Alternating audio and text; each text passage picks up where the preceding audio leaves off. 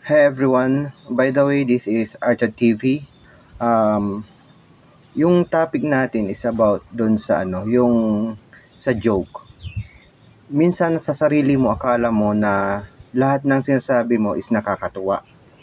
Akala mo sa sarili mo na pag nag-joke ka okay lang, masaya yung nakikinig. Pero hindi mo alam na may nasasaktan pala. Minsan kailangan din natin na piliin yung mga salitang bibitawan natin, lalo na pag alam naman natin na um, hindi lang naman sa dami ng nakikinig yung magiging natin magiging kahinatnan makakahinatnan, kundi meron din tayong mga social media, which is pag once na kumalat yon at alam mong mali yung ginawa mo, mali yung sinabi mo, of course maraming na aapektuhan. Tulad nung nangyari lang sa dun sa sikat na nag-viral ngayon, 'di ba?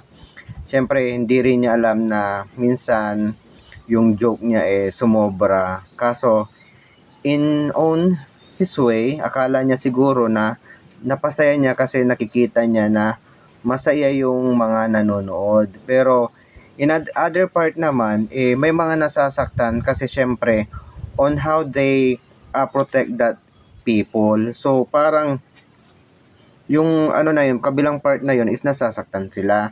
Kaya siguro kaya doon nangyari na binash niya nila yung isang sikat na artista na nag-joke na alam niya na may mga magagalit din sa kanya. Pero beyond of that, dapat wag nang mandamay ng iba pang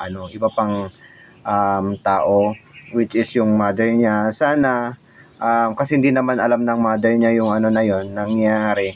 Kaya hoping and praying na hindi na kasi syempre iba rin yung magiging natin magiging isip din natin at the end of the day na ganito pala, 'di ba?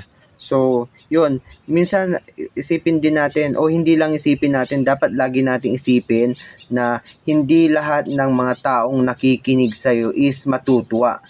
Minsan sila pa yung way na magagalit sila sa sasabihin mo. Kaya dapat lagi mong tatandaan na isipin mo lagi.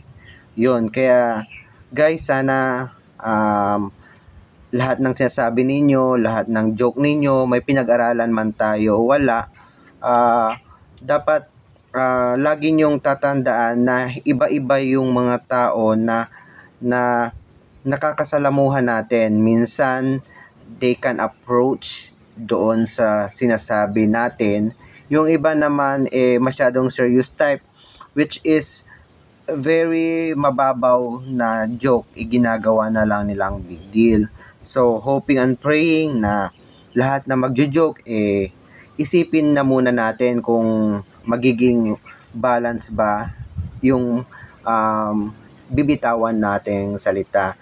So, maraming salamat at na-share ko yung na to, yung nasa sa loobin ko. Thank you.